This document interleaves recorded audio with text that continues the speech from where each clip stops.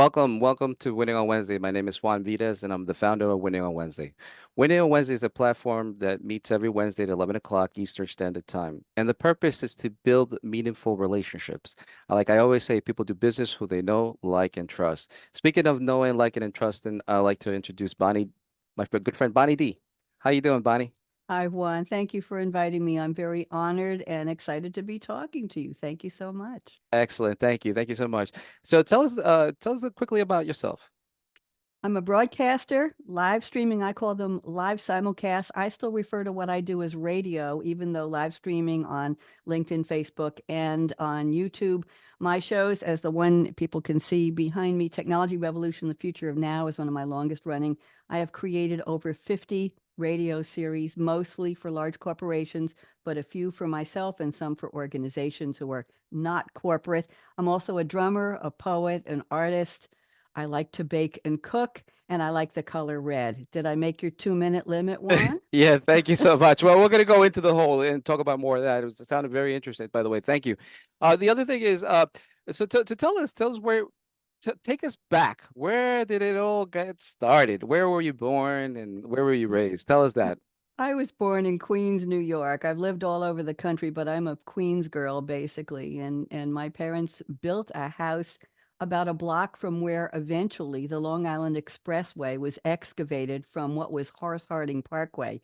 Anybody in your audience who knows a little bit about Queens history, we were right on the border of Queens and Nassau County, just before Douglaston Parkway, Little Neck Parkway, and then the Nassau County line. So I lived in a private house, and interesting, my house faced the front of the house was on Overbrook Street. The side was 54th Avenue. So all of my neighbors' children went to PS 94 in Little Neck. I was bused into what people may know as Douglaston Manor on the water, which was John McEnroe country. And I went to Public School 98, which was at the Douglaston Railroad Station. So there was a division of who my neighbors right next door went to a different school from me. It was a very interesting time growing up. It was safe. We played. We went to each other's houses. We played in the summer. It was just a nice time to grow up. Wow, that's great. Thank you. Thank you for sharing this. Now, w did you have any like ideas what you wanted to be when you were the kid? Like, because I know we all have different ideas. I wanted to become the veterinarian, a doctor one time. So, any aspirations that you had when you were a child, like when you were growing up at that time? I mean, Yes. or did you? Okay.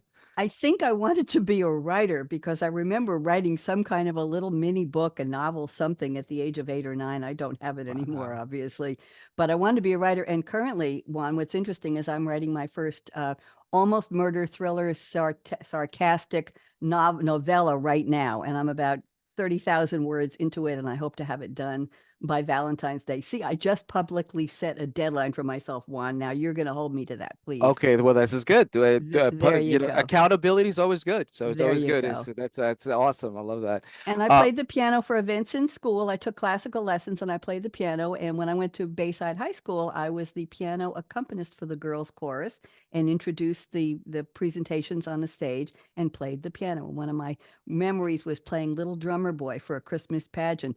Bum, brum, brum. But it was a very complicated piece. But there I was on the stage at Bayside High School. And Bayside may resonate with some of your people who. Oh, absolutely, yes. I actually spoke at in Queens. I actually get speak at schools. You know, get invited to become a guest speaker. You know, and I share Mhm. my story, so it's really nice. So what do you have any role models or anybody that inspired you? My mother Oh wow, and my father. oh wow. My dad helped me with my schoolwork all the way through. He was a doctor, an MD. He was a radiologist before all this fancy schmancy medicine came on board. We're talking years ago. And dad was the kind of parent and man that I would aspire for my son to be like. I have a son now. And dad helped me with everything. We partnered, we collaborated on extensive school projects. And you'll get a kick out of this one. When I had my tonsils out at 12, we were just starting to discover in school. I think it was the precursor for digital math. It was binary math. And I missed 2 weeks of school. My dad got the books from the teacher and he learned how to do it and he helped me catch up on my schoolwork. Wow. That's Yes, amazing. that's something. So he was one of my role models. My other role Oh, model is my mom, who lived to 100 years, 1 month, and 15 days, passed away in my arms, and she still lived alone in God her own bless. apartment on the 19th floor of North Shore Towers. And a lot of your viewers may know where that is, just at the border of Lake Success, Queens, and Nassau County. And Ruth was a piano player, a bridge player, mahjong player. But Mom and I started a TV show together. I invited her. I was doing public access TV for 20 years in Great Neck. And I one day called her and I said, "Hey, let's host a show called Senior Moments, the Happy Ones. You want to be my co host?" And she Oh, said yes. And she was the star. She was in the green room with the guests at every show. And by the time we sat down and we turned on the cameras, Ruth was everybody's best friend. She was oh. comfortable talking to people, Juan. And I like to think I inherited some of that from her. So those That's were that's my amazing. icons, were my parents. Yes. That's amazing. I just out of curiosity, do you have access to those videos at all, or is I mean, I still believe I have. We oh were wow, mastering to, well, originally I was doing a comedy show called What's So Funny, a show for the Chamber of Commerce in Great Neck. My talk show was something to talk about. The show with my mom was Senior Moments, the Happy Ones. I probably have some CDs somewhere, yeah. I maybe a mean, DVD somewhere. all that stuff is repurposing now. All Oh, the yeah. and I find myself even watching old TV shows on YouTube. Like You it's really know, interesting. I could upload. I just opened a YouTube channel a couple of weeks ago, and I have YouTube split recently into you have one link for Yeah, yeah, live and one for yeah. uploads. I might Yep. upload a couple of the shows with Ruth. Thank you for the idea, Juan. Ah, you see what this is what happens. Appreciate that. We're No problem. networking. We're This is all about collaborating. collaborating. Yes.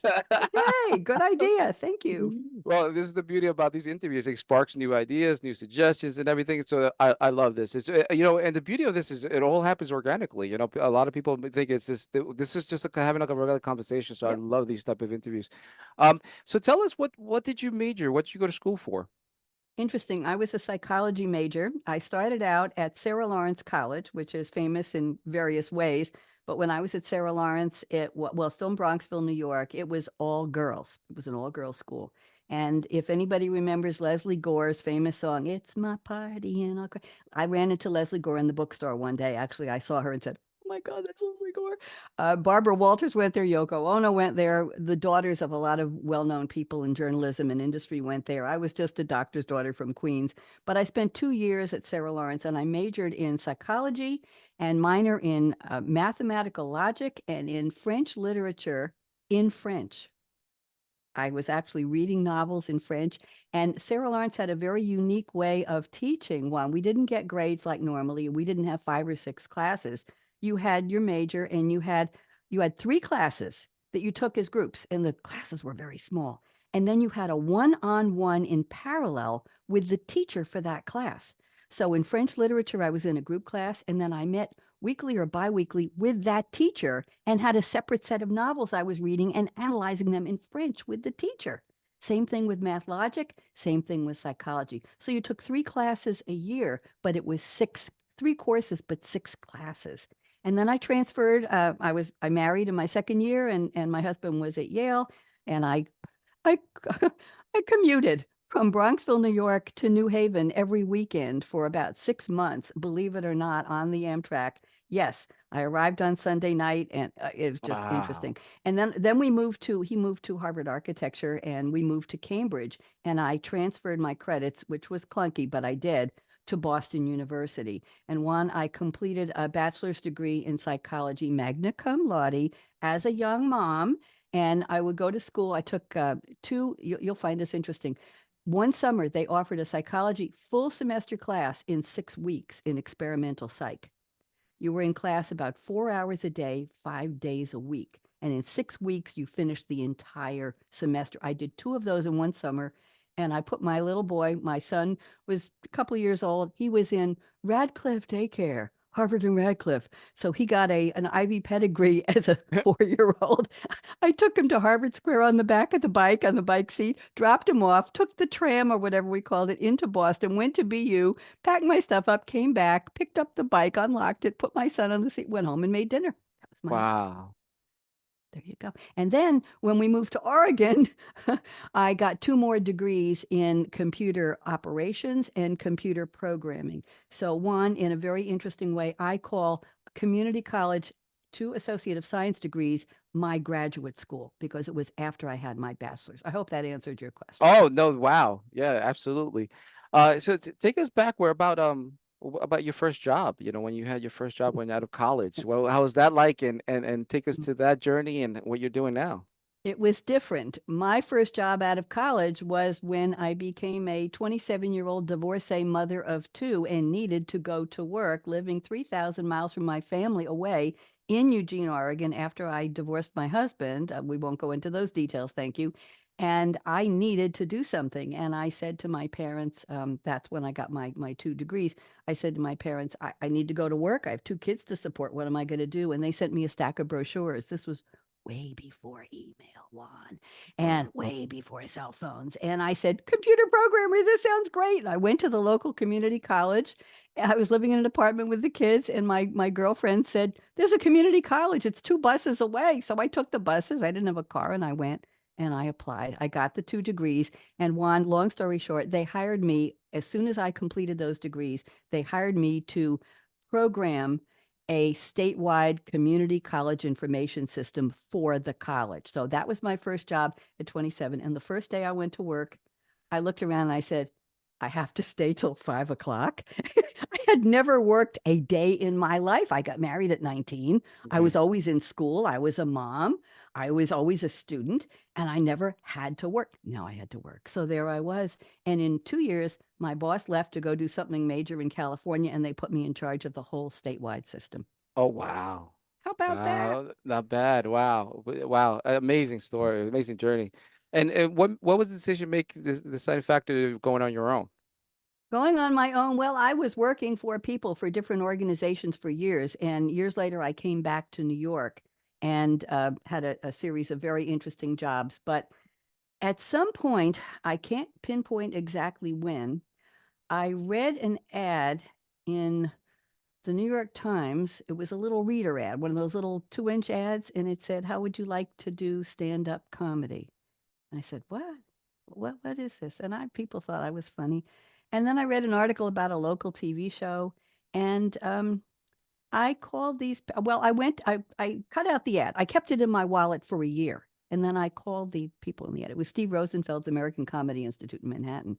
And I said, you going to write jokes for me? Am I going to go? And they said, hell no. You're going to write your own jokes, lady. We're going to teach you how. So I became a stand up and did stand up around New York. I got a phone call from somebody in Great Neck who said to me, hey, we've got a show called Art Scene Long Island. We think comedy is an art. Would you like to be interviewed on our show? And I'm not sure I even remember your question one, but I ended up finding out that there was something called public access TV in Great Neck, 10 blocks from my apartment. I had no idea it was there. And I said to them, what is this? They said, go across the street, go to the office and find out. I said, I want to do my own show. They said, good, we'll train you. Give us $150. We'll train you. We'll teach you how to get volunteer crew. We'll set you up. We'll do the intro, the outro, and you can start your own show. About Wow. 3 months later, I had a comedy show called What's So Funny? And I was inviting all my New York City friends, my colleagues from I was taking improv with Michael Gelman Wow. from Chicago Second City. I was taking Steve Rosenfeld's American Comedy Institute class. And I invited them and I started my own show. And that ballooned into 4 TV series. And then people started inviting me to be on their shows around Long Island. And then somebody who was a crew member on one of the other shows was the general manager of WGBB Radio, the oldest AM station on Long Island. And she started saying to me, come and do a radio show for me. I said, what? What are you talking about? What's radio? She said, well, come to our studio. It's like 2 hours away, way out on Long Island. Come. And the problem was, Juan, she called me on a snowy day. I drive a sports car. My sports car doesn't go in snow. I said, her name was Joey. And I said, Joey, dear, I'm very flattered, but I can't be there in 20 minutes. There's a foot of snow on the ground and my car won't go more than a block. And then I go in circles and do 360s. And we don't want that. She called me the next week and said, my producer isn't coming in. Why don't you? I said, Joey, you can't keep calling me in the middle of snowstorms in a sports car. Then she said, come on out, bring your calendar. We set up a meeting after the snow had ended. And she gave me 2 hour-long live shows a week on WGBB radio. Wow. And that's how my radio career started on terrestrial radio. That's There you go. amazing. That's amazing. Quite a Um, journey. yeah, no, thank you. Thank you for Mm. sharing that. And at this point, I like to call the golden nugget moment, and the golden nugget moment is a time that I like to, if any valuable information that you'd like to leave behind that's going to help somebody with their career or be a better person, or anything that you've learned or experienced in your career, the business world, what kind of information you can share with us today, and give us some example? Number one, be kind and respectful to people. Honor people where they are. Don't expect them all to speak your language, to be on your timetable. If you're writing an email that you have something to say that's negative, write it to yourself, save it, put yourself on the to line, send it to yourself or save it in a draft and read it before you send it and think twice. Number one. Number two, I had something in mind. Yes, I tell people when I mentor, I've done a little bit of mentoring in my corporate career. I tell people if you see a glimmer of light coming through a window or a door, this is metaphorical, okay? Push the door open, raise the window, and find out what the light is on the other side. Don't say no to opportunities. Juan, my career has taken twists and turns. I don't know anybody else who's had journeys like me, going from an early woman in tech in the key punch days back in the 1970s to being a disco dance queen in Eugene, Oregon, to teaching disco, to being a poet and an artist and a drummer, and being an MC and a drummer in a 14-piece Motown band in Durham, North Carolina, and having hundreds of paintings that I do, and now having 55 radio series. It didn't come by design. It came by opportunity, by serendipity. Maybe I opened those doors. Maybe I saw that little crack of light in the window. I think Leonard Cohen has one of his famous songs about that window, that light, that little glimmer of light. Follow it, find it. Don't be restricted. Don't put blinders on or fences around yourself. Think outside the box from where you are inside the box. What would I like to do? What appeals to me? What's coming next? Welcome opportunities and align yourself with people whom you think would be good collaborators, good partners, good people with similar values. Very important today. Find people who share your values, or decide not to talk about the values, but just to do something together. We all know what I'm talking about. That would be my advice, Juan. Oh, thank you so much. But you're so right about that. And also feeling that energy too, because of that vibe. Sometimes you get a good vibe with somebody and then sometimes you don't. But then you know what? And be open about it too, as you said, definitely be open about that. So thank you so much for sharing that. We're going to talk about the networking groups, or any things you had mentioned that you have a networking group Mhm. coming up soon. Can you tell us a little bit about that? Well, I recently started a show I'm on my network that I use. The production network is Voice America Radio. It's not the Voice of America. That's a U.S. government channel with all over the world. Somebody told me she appreciated the interview I did with her 20 years ago in Shanghai. I said, no, I've never been to China, and I'm not on the Voice of America. So it's Voice America, one word, capital V, capital A, America.com. And I recently started a show called Next at the Mic. If I can change my background in a couple minutes and show you the background for that, the banner. And I bring them on and I ask them to send me in advance some discussion statements on their POV, their point of view on the importance of radio, why they host radio, what it does for them, and I'm putting air quotes, community they either already have through their work, their book, their company, whatever they're doing, and through the power of audio, and some of them, like me, live stream as well. What does radio do for building and sharing information with that community? And what do they think the future of radio as a communications medium is?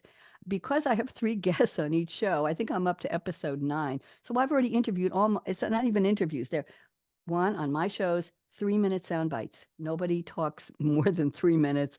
And I do this behind the scenes to tell them, let's start to wrap it down. Not cut, you're off, but let's start to wind that up. So my audience get a lot of different voices, but I'm enjoying meeting these other hosts and they're enjoying meeting me.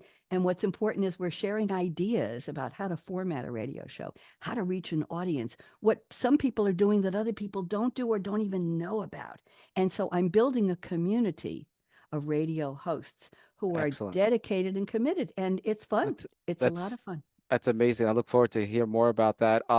So tell us about your services. Tell us about what you do, and the last, we're wrapping things up here. So just tell us about, Sure. so tell us about your services.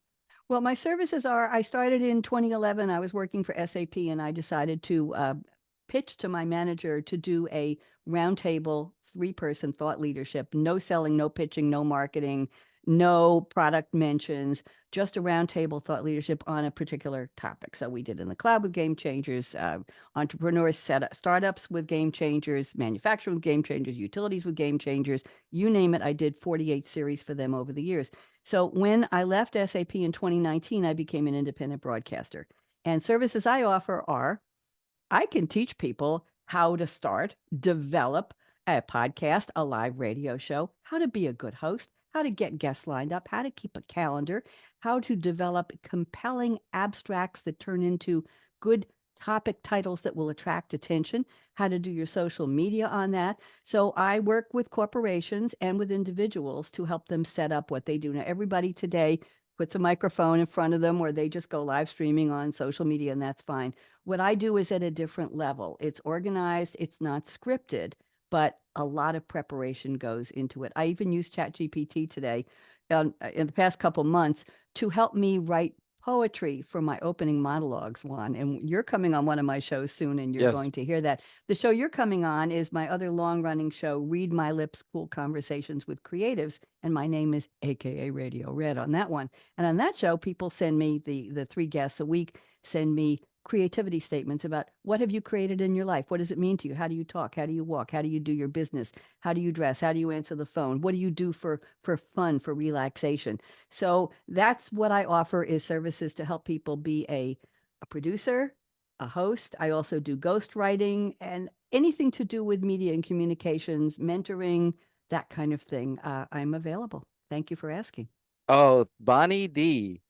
Uh, Thank you for sharing your story. And if people want to learn more about you, what's the best way to contact you?